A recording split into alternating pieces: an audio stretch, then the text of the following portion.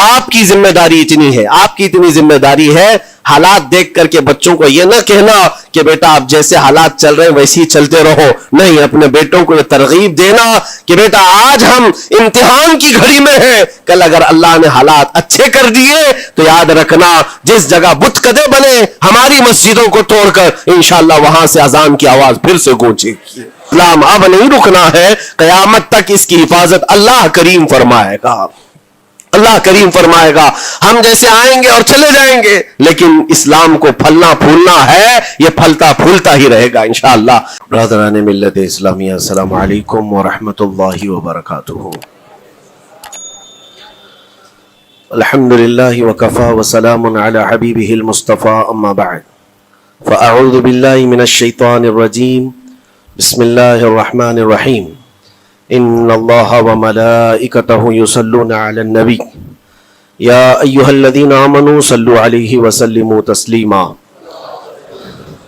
اللہم صل علی سیدنا محمد معدن الجود والکرم وآلہ واصحابہ الکرام وابنہ الکریم وبارک وسلم صلاة دائمة سرمدا ابدا۔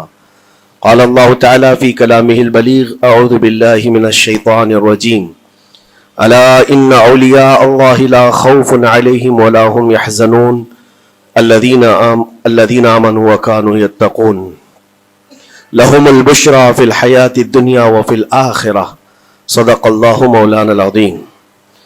حضرات، قرآن عظیم کی آیات بینات یہ ببانگ دہل ہمیں اعلان کرتی ہیں کہ دنیا میں کچھ لوگ ایسے ہیں جن کو دنیا کی کسی بھی بڑی طاقت کا کوئی خوف نہیں ہوتا، اور نہ ہی کسی بڑی پاورفل طاقت کو دیکھ کر کے وہ گھبراتے ہیں، کبھی ایسا نہیں ہوتا۔ قرآن ان کے متعلق اعلان کر رہا ہے، اور یہ ہوتے کون ہیں جو بالکل بے خوف ہو کر زندگی گزارتے ہیں؟ وہ اللہ کے اولیاء کی جماعت ہے۔ الا ان اولیاء اللہ لا خوف علیہم، جو اللہ کے ولی ہیں۔ ولی کون ہوتا ہے؟ ولی کے کئی معنی ہیں، دوست کے بھی ہیں، مددگار کے بھی ہیں، غلام کے بھی ہیں، مولا کے بھی ہیں، آقا کے بھی ہیں۔ یہاں پر جو اللہ کے اولیاء کا معنی لیا جاتا ہے وہ اللہ کے دوست، اللہ کے محبوب۔ وجہ یہ ہے کہ جو پیدا ہوتے ہی دنیا میں اللہ اکبر کی آواز سن کر کے آیا ہو، جس کا مطلب یہ ہوتا ہے اللہ سب سے بڑا ہے۔ جب بھی ہمارے گھر بچہ پیدا ہوتا ہے، کسی بھی مسلمان گھر میں، اس کے کانوں میں سب سے پہلی جو آواز ہم دیتے ہیں وہ اذان کی، اللہ اکبر، اللہ اکبر، اللہ سب سے بڑا ہے، اللہ سب سے بڑا ہے۔ اور مسلمان کی زندگی جب ختم ہونے کو آتی ہے، ہماری روح نکل جائے اور ہمیں کفن دے کر جنازہ لا کر امام کے سامنے رکھا جاتا ہے، امام پھر ہمارے جنازے پر سب سے پہلی تکبیر جو باندھتا ہے اللہ اکبر کہہ کر، اللہ سب سے بڑا ہے۔ مسلمان کی یہ زندگی اس بات کے بیچ میں ہے کہ آیا تھا دنیا میں اللہ اکبر کہتے ہوئے، اور جا بھی رہا ہے دنیا سے تو اللہ اکبر کہتے ہوئے۔ جو اللہ کو سب سے بڑا مانتا ہو تو پھر دنیا کی کون سی ایسی طاقت ہے جو اسے خوف زدہ کر سکے، اسے کون سی طاقت ہے جو ڈرا سکے؟ لیکن بہت سارے ایسے ہیں کہ غفلت میں آ کر کے وہ کسی اور کو بڑا سمجھ لیتے ہیں، کبھی حالات کو بڑا سمجھتے ہیں، کبھی تخت و تاج کو بڑا سمجھ لیتے ہیں، کبھی طاقت و قوت کو، فوج کو، نظام کو، ان کا رعب اپنے سینے پر ڈال کر کے جینے لگ جاتے ہیں، جبکہ اللہ تعالیٰ فرماتا ہے فَلَا تَخْشَوْهُمْ وَاخْشَوْنِي، ان سے مت ڈرو، مجھ سے ڈرو۔ اللہ کا خوف جس کے دل میں آ گیا، اللہ اس کو ہر خوف سے آزاد کرتا ہے، ہر خوف سے آزاد کرتا ہے۔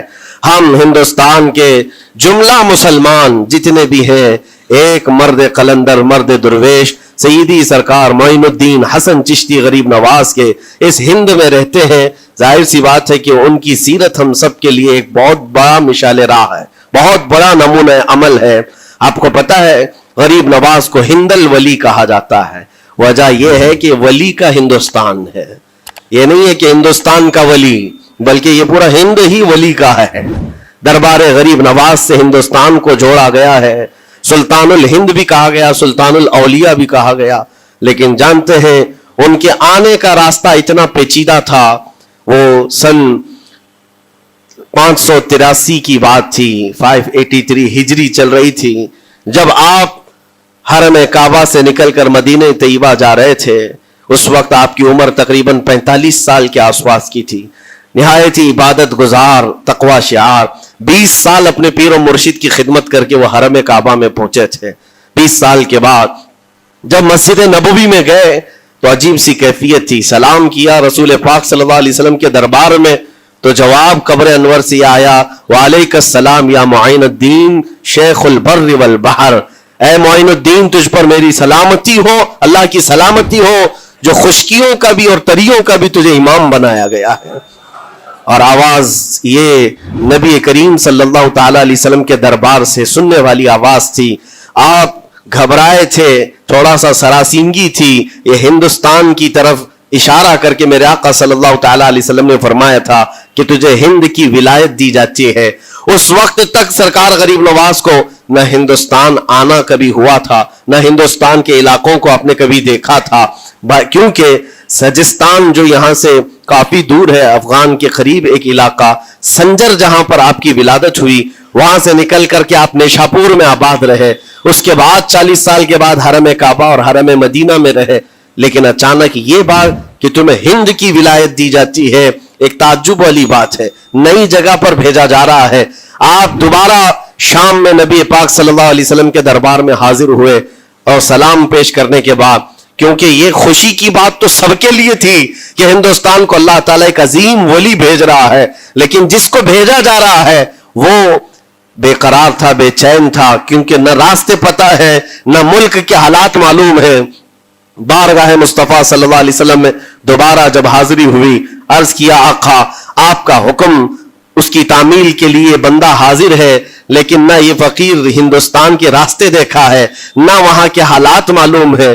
حضور پاک صلی اللہ تعالی علیہ وسلم کے دربار میں یہ اپنی بپتا سنا رہے تھے, داستان غم سنا رہے تھے. غنودگی طاری آ گئی, یعنی نیند سی کیفیت آ گئی, اور بارگاہ رسول صلی اللہ علیہ وسلم میں ایک دیوار پر ٹیک لگا کر جیسے ہی آپ کی آنکھیں بند ہوئی, رسول کریم صلی اللہ علیہ وسلم تشریف لائے اور اشارہ فرما کر پورے ہندوستان کے نقشے آپ کے سامنے کھول کر رکھ دیے, اور پھر غریب نواز کو یہ بتایا بھی کس جگہ سے تمہیں سفر کرنا ہے, کیسے تمہیں جانا ہے اور کہاں تمہارا مسکن ہوگا. سرکار غریب نواز فرماتے ہیں اس ایک خواب میں میں نے رسول کریم صلی اللہ تعالی علیہ وسلم کے ہاتھ میں اجمیر کے پہاڑ بھی دیکھ لیے, وہاں کے قلعے بھی دیکھ لیے تھے جو موجود تھے.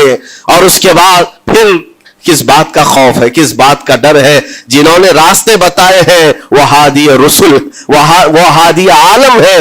نبی پاک صلی اللہ علیہ وسلم آئے ہیں پوری کائنات کو راستہ دکھانے کے لیے, اور جنہوں نے غریب نواز کو ہند کا راستہ بتایا ہو, پھر ڈر کس بات کا. جب آپ بیدار ہوتے ہیں تو اپنے ساتھ 40 قطب اس اولیاء کرام کی جماعت لے کر مدینہ طیبہ سے سفر کے لیے نکلے تھے. میرے عزیزو, اب بات یہاں آتی ہے, اسی لیے مدینہ طیبہ سے یہ پورا پلان ہوا ہے, مدینہ طیبہ سے بھیجا گیا ہے, مدینہ طیبہ سے پلیسمنٹ ہوا ہے. اسی وجہ سے آج تک تاریخ غریب نواز کو عطائے رسول کہتی ہے. عطائے رسول ہے, رسول اللہ کی عطا ہے, ہندوستان والوں کے لیے خاص عطا ہے میرے آقا صلی اللہ علیہ وسلم کی. جب وہ سفر کے لیے نکلے, سن 83 سے چلے تھے, تو یہاں ہندوستان پہنچتے پہنچتے آپ کو 87 یعنی 4 سال کا عرصہ لگ گیا تھا. 4 سال کے عرصے کے بعد آپ پہنچے.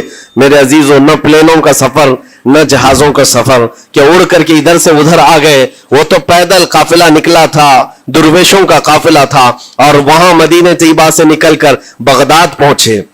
بغداد میں اولیاء کاملین کی صحبت پائی, وہاں سے پھر نیشاپور, پھر اس کے بعد ہرات, اور افغان کے علاقے ہوتے ہوئے لاہور پہنچے. لاہور میں سرکار داتا گنج بخش عالم رحمت اللہ تعالی علیہ کے دربار میں چلہ کشی فرمائی, وہاں سے دلی پہنچے.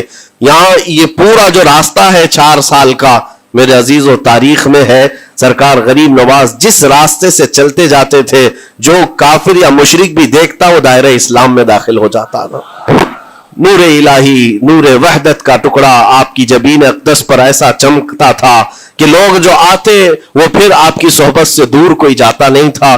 دلی میں جہاں آپ آئے, یہ ایک عجیب اتفاق ہے, اس وقت کھانڈے راؤ ایک بڑا راجا تھا, اس کا قلعہ تھا, اس کے سامنے ہی آپ نے پڑاؤ ڈال لیا. سرکار غریب نواز رضی اللہ تعالیٰ عنہ کی یہ داستان, یہ تاریخ वहां पर आपने अपना पड़ाव डाल लिया और इन बुत परस्तों के लिए एक बड़ा पेचीदा मसला था कि एक दुर्वेश आया है। एक बात मैं आपको बताऊं, ये जो तासुब आज फैला हुआ, ये जहर फैला हुआ, ये आज का नहीं है, ये बाप दादाओं के पुश्त में भी इनके मौजूद रहा है। इस्लाम और मुसलमानों के खिलाफ जहर मुशरिकीन के दिलों में, ये बहुत पुरानी चीज है, नई नहीं है, बहुत पुरानी चीज है। तासुब दिलों के अंदर कुड़न रखना और कभी एक्सेप्ट ना करना, ये सरकार गरीब नवाज जिस दिन हिंद में कदम रख रहे हैं उसी दिन से आपने इसको फेस किया है, उसी दिन से आपने इसको देखा है। और वहां पर खांडे राव की जमात ने बहुत कोशिशें की कि ये दिल्ली में दाखिल हुआ, यहीं से इनको खत्म कर दिया जाए, निकाल दिया जाए। लेकिन अजीब इत्तेफाक यह है कि ये जो जमात आई थी सरकार गरीब नवाज के साथ, ना इनके हाथों में तलवार है, न भाले हैं, न चाकू है, न छुरी है, ये तो गुदड़ियां पहनी हुई दुर्वेशों की जमात थी। गुदड़ियां पहनी हुई दुर्वेशों की जमात जो झोले में सूखी रोटी रखते थे और पानी में भिगोकर खा लिया करते थे। इनके पास न कोई हथियार है, न कोई सामान है, हर सामान जंग है। इनको निकाला जाए तो किस बात से निकाला जाए, हिम्मत भी ना होती थी। यहां तक कि जो आपको वहां से जाने की बात करने के लिए आता था, थोड़ी देर महफिल में बैठता और खड़ा रहता और कलमा पढ़कर फिर मुशर्रफ ब इस्लाम हो जाता। दिल्ली के अंदर एक दिन के अंदर 1000 लोग इस्लाम में दाखिल हुए थे। सरकार गरीब नवाज रज़ियल्लाहु तआला अन्हु ने तलवार से इस्लाम में दाखिल नहीं किया है, ना ही किसी को डरा धमका करके। वो सूखी रोटी खाने वाले किस बात से डराते लोगों को? उनके पास कौन सा एटम बम था? यहां मौजूद जो राजे महाराजे थे उनके पास फौज भी थे, हाथी भी थे, घोड़े भी थे, सब कुछ था। लेकिन आने वाला मर्द कलंदर क्या लेकर के आया था, तारीख में बताया जाता है ये वो जमाना था जब शिहाबुद्दीन गौरी हिंद के ऊपर हमले करके यहां पर आने की कई मर्तबा कोशिश किया। ये अफगान का बादशाह था शिहाबुद्दीन गौरी, जब हिंदुस्तान पर कई मर्तबा हमले करके नाकाम लौट रहा था, बीच रास्ते में इन फकीरों की जमात से बादशाह की जमात की मुलाकात हो गई। सिपाही जा रहे थे शिकस्त खाकर और ये दुर्वेशों का काफिला इधर आ रहा था। देखा पहचानी सी सूरतें लगती हैं। जाकर के एक सिपाही ने पूछा, बाबा आप लोग कहां जा रहे हैं? तो बाबा जो जमात में आ रहे थे उन्होंने कहा हिंदुस्तान फतह करने जा रहे हैं। बड़ी बात है, गुदड़ियां पहने हुए, पैबंद लगे कपड़े हैं, झोलियां लटकाए हैं। और उसने देख करके कहा मारा सिपाही ने, कहा ये देखते हो हमारे बादशाह की फौज है, इसमें हाथी घोड़ों की तादाद देखो, जरा सामान जंग तो देखो, इसमें नेज़े तलवारों की छनक तो देखो, और आप ये चंद फकीरों की जमात लेकर हिंद फतह करने की बात कर रहे हैं।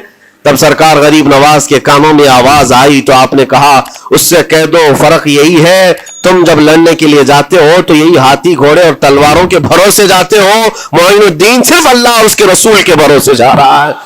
हमारे पास जो ताकत है वो अल्लाह उसके रसूल के साथ होने की ताकत है। आज के जमाने में गरीब नवाज का यह जुमला हमारा हौसला बढ़ा देता है, कोई हो या ना हो अल्लाह हमारे साथ है, अल्लाह हमारे साथ है। हालात जितने भी बदलते जाएं, लेकिन मेरे अजीजों अल्लाह हय्य व क़य्यूम हर चीज को देख रहा है, उससे कोई चीज गाफिल नहीं है। बाज लोगों ने ये शोशे छोड़ना शुरू कर दिए कि अब इनका मुस्तकबिल क्या होगा, अब इनका फ्यूचर क्या होगा, नई हुकूमतें आएंगी, नया निजाम आएगा, अब तुम्हारी न मस्जिदों की खैर है, न मीनारों से आवाज आएगी, न तुम्हारी अजानों का और न ही तुम्हारे नमाजों का कुछ फ्यूचर है। ये सब बातें उन लोगों के जरिए से आ रही है जो किसी के फजला खार हैं या किसी के इलेक्शन के पैसे खाए हुए लोग हैं। मैं कहता हूं जो सच्चा मोमिन है वह इस बात पर अहद करता है, करबला की सरजमीन पर भी अजान की आवाज बंद ना हो सकी थी, जहां बहता खून भी बता रहा था इस्लाम जिंदा होता है हर करबला के बाद। आज ये हालात अगर हमारे मुवाफिक नहीं है तो मेरे अजीजों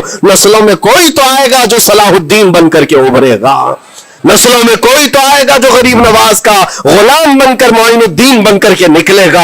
इसलिए कि हालात हर वक्त एक तरह के नहीं होते, हमने तारीख देखी है और रब ताला का कानून है, कभी बादशाहों को फकीर बना देता है और कभी फकीरों को बादशाह का मनसब अता कर देता है।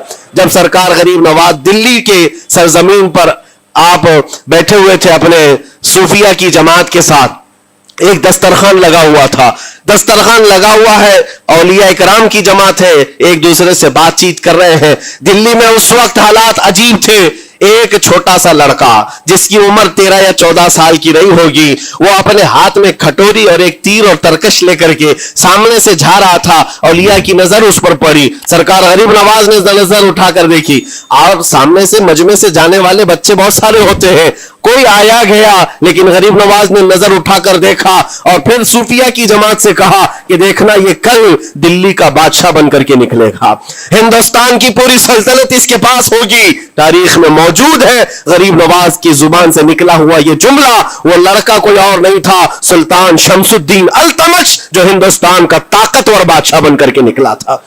ہاں، وہ جس کو چاہے نواز دے اور جس کو چاہے اٹھا دے۔ عزیزان گرامی وقار، ہمارے امتحان کی گھڑی چل رہی ہے، ہمارے حالات ابھی یعنی بیک کی طرف اگر جا رہے ہیں تو اس کا مطلب یہ نہیں ہے کہ ختم ہو گئے، ہم یہ دیکھتے رہیں گے اور رب تعالیٰ کی مدد کا انتظار بھی کریں گے۔ ہمارے ساتھ جو کچھ بھی ظلم ہو یا ناانصافی ہو، ہر ایک چیز کے لیے ہم اتنا ہی کہتے ہیں یہ وقت بھی گزر جائے گا، رات ہمیشہ نہیں ہوتی، صبح کا اجالا ضرور آئے گا، صبح کا اجالا آئے گا۔ عزیزان گرامی وقار، سرکار غریب نواز رضی اللہ تعالیٰ عنہ کا وہ جملہ یاد رکھو، ہم اللہ اور اس کے رسول کے بھروسے جیتے ہیں، اللہ اور اس کے رسول کے بھروسے جیتے ہیں۔ طاقتیں، قوتیں یا تخت و تاج ہمارے مخالف ہو جائے تو یہ نئی بات نہیں ہے، اسلام کے ساتھ یہ ہر بار ہوتا رہا ہے، اس سے پہلے بھی ہوا ہے، حالات ہمارے مخالف رہے۔ اولیاء کاملین کی جماعتیں دیکھیے، اہل بیت اطہار، رسول اللہ کی آل، اتنے میں آپ کو شہادت کے واقعات اگر بتا دوں، آپ کو تو صرف ایک کربلا معلوم ہوگا، ایک کربلا سنا ہوگا کثرت سے، لیکن جانتے ہو رسول اللہ کی آل میں سے کئی ایسے صاحبزادے ہیں جن کو جیلوں میں ایک سال نہیں 7 سال 8 سال تک بند رکھا گیا۔ امام موسیٰ کاظم رضی اللہ تعالیٰ عنہ کو 7 سال تک جیل میں رکھا، زنجیروں سے باندھا اور زہر دے کر کے ان کو شہید کیا گیا ہے۔ حضرت امام محمد بن حسن عسکری 20 سال تک جیل میں کاٹے ہیں۔ یہ رسول اللہ کے گھر والوں کی بات کر رہا ہوں۔ سیدنا زید شہید جن کو سولی پر چڑھا دیا گیا تھا، یہ امام حسن مجتبیٰ کی اولاد میں سے ہے۔ یہ سارے خونی داستانیں یہاں اسلام کی تاریخ میں موجود ہے۔ جب اسلام اس وقت نہیں رکا تو اب کیا خاک رکے گا؟ اسلام اب نہیں رکنا ہے، قیامت تک اس کی حفاظت اللہ کریم فرمائے گا، اللہ کریم فرمائے گا۔ ہم جیسے آئیں گے اور چلے جائیں گے، لیکن اسلام کو پھلنا پھولنا ہے، یہ پھلتا پھولتا ہی رہے گا انشاءاللہ۔ آپ کی ذمہ داری اتنی ہے، آپ کی اتنی ذمہ داری ہے، حالات دیکھ کر کے بچوں کو یہ نہ کہنا کہ بیٹا آپ جیسے حالات چل رہے ہیں ویسے ہی چلتے رہو، نہیں، اپنے بیٹوں کو یہ ترغیب دینا کہ بیٹا آج ہم امتحان کی گھڑی میں ہیں، کل اگر اللہ نے حالات اچھے کر دیے تو یاد رکھنا جس جگہ بت کدے بنے ہماری مسجدوں کو توڑ کر انشاءاللہ وہاں سے اذان کی آواز پھر سے گونجے گی، اذان کی آواز آئے۔ یہ بچوں کو نصیحت ہونی چاہیے، ہماری تاریخ مٹانے سے مٹتی نہیں ہے، ایک دور آئے گا پھر جب اللہ کریم چاہے تو یہ تاریخ کھل کر کے لوگوں کے سامنے آئے۔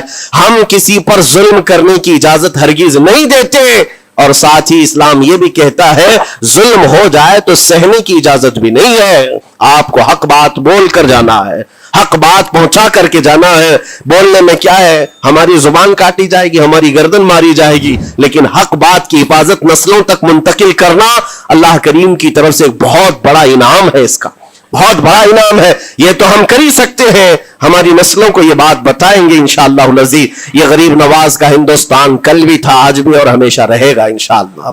سرکار غریب نواز کا پھیلایا ہوا یہ چراغ کبھی پھونک کے پھونکوں سے بجھایا تو نہیں بجھایا جا سکتا۔ آپ دلی کی سرزمین سے جب اجمیر معلیٰ پہنچے تھے، یہ تقریباً 7 مہینے کا سفر تھا غالباً، اس سفر کے دوران کئی ہزار لوگ اسلام میں داخل ہوئے تھے، اور آپ کو اس کے بعد کی تاریخی حالات معلوم ہے۔ جادوگروں نے مقابلہ کیا، راجوں مہاراجوں نے، بادشاہوں نے مقابلہ کیا، اور فوج نے مقابلہ کیا، نہ جانے کتنے لوگ۔ ایک بار تو ایسا ہوا کہ انا ساگر کی اس پہاڑی پر آپ ذکر میں مشغول تھے، راجے نے کئی مرتبہ یہ سوچا کہ ان کو مار کر کے یا کسی طرح سے بھگائیں، لیکن جب نہیں ہوا تو راجہ سے کسی نے کہا یہ منتر والا کوئی فقیر ہے، اس کا توڑ منتر والے سے ہی ہوگا۔ تو اس وقت جو بہت بڑا ان کا ایک منتر جاپ کرنے والا پجاری تھا، اس وقت اس تاریخ میں اس کا نام رام دیو بتایا گیا ہے، یہ والا نہیں ہے، اس زمانے کا تھا۔ اور اس کو راجہ نے جا کر کہا، وہ کبھی کسی سے مقابلے کے لیے آیا نہیں تھا، اس نے हामी भर ली कि हाँ ठीक है, मैं जाऊंगा, देखता हूं कौन फकीर आया है हमारी इस धरती पर, और मैं जाप करूंगा, अगर जादू है तो जादू से मैं काट दूंगा। उसने तकरीबन अपने साथ 400 या 500 पुजारियों को लिया, और जब वो आया तो सरकार गरीब नवाज के साथ 2 खादिम थे, आपके साथ सिर्फ 2 खादिम बैठे हुए थे। कहा कि हुजूर बहुत बड़ा मसला है, पुजारियों का जादू हम पर हमला आवर है, उनका जादूगर हमला आवर है, और मुकाबले के लिए वो लोग मैदान के करीब आ चुके हैं, पहाड़ के नीचे हैं, आप अपने चिल्लागाह से उठते हैं जहां पर आप इबादत कर रहे थे। कहा ठीक है, हम जाते हैं। और उसके बाद सरकार गरीब नवाज ने कहला भेजा अपने खादिम से, कहो कि वो अपना मंत्र पढ़े, हम अपना मंत्र पढ़े, वो अपना मंत्र पढ़े जो भी उनके जादू का है। अब जब वो पंडित ने, पुजारी ने देखे बगैर अपने सारे पुजारियों से कहा कि जैसे ही वो दुर्वेश आएगा, वो फकीर आएगा, हमारा ये मंत्र है, ये पढ़ना, वो आग में भस्म हो जाएगा, दुनिया देखेगी। सबों ने कहा ठीक है, लेकिन अभी किसी ने देखा नहीं था। लेकिन जैसे ही वो अपनी झोपड़ी से ये मर्द कलंदर जलवे रसूल लेकर के निकला था, जमाले रसूल लेकर निकला था, बेटा है किसका? हसन और हुसैन का बेटा है, फातिमा जहरा का बेटा है। जैसे ही बाहर आए, वो मंत्र जो सिखाया गया था सबके करीब करीब आए, 400 लोगों ने वो गरीब नवाज की पेशानी को देखकर मंत्र पढ़ना शुरू किया। और मंत्र क्या था? उनकी जुबान से ला इलाहा इल्लल्लाह, ला इलाहा इल्लल्लाह, ला इलाहा इल्लल्लाह। लोगों ने कहा ये इधर कैसे आ गया कलमा? और जाकर उस रामदेव से कहा गया, उसने कहा कि ये 400 के 400 लोग तो कोई और ही कलमा पढ़ रहे हैं, कोई और ही कलमा पढ़ रहे हैं। वो उतर करके आया हाथी के कजावे से नीचे, और सरकार गरीब नवाज को देखा तो उसने कहा ये झूठ नहीं कह रहे, मैं भी वही पढ़ता हूं जो ये पढ़ रहे हैं। आपको तारीख में पता हो कि इसका नाम सरकार गरीब नवाज ने शादी देव रखा और अपने मुरीदीन में शामिल फरमाया, और जिंदगी भर सरकार गरीब नवाज के खुलफा में और आपके खादिमों में शामिल रहा। ये तलवार से और चाकू भाले नेज़े से नहीं किया गया था, वो नूरे मुस्तफा की जलवागरी थी। जहां नजर उठाया वहां के दिलों की कालक को दूर करके उनके दिलों को भी रोशन फरमा दिया था। आज हम भी यही तमन्ना करते हैं, अजमेर इसीलिए जाते हैं कि एक नजर हम गरीबों पर पड़ जाए और दिल का कालक और दिल की कालक निकल जाए और फिर दिल चमकने लग जाए, क्योंकि अल्लाह के वलियों की नजर जहां पड़ती है वह जगह भी रोशन और ताबनाक हो जाया करती है।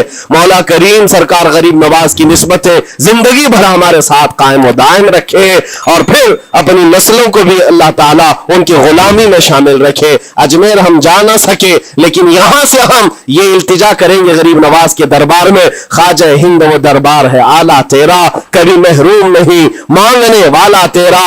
तेरे दर की ये करामत देखी है बारहा, तेरे दर की बारहा ये करामत देखी है, गरीब आए और हो गए गरीब नवाज। आखिर दावाना अल्हम्दुलिल्लाहि रब्बिल आलमीन। अस्सलाम वालेकुम। हुजूर मेरी तो सारी बहार आप से है।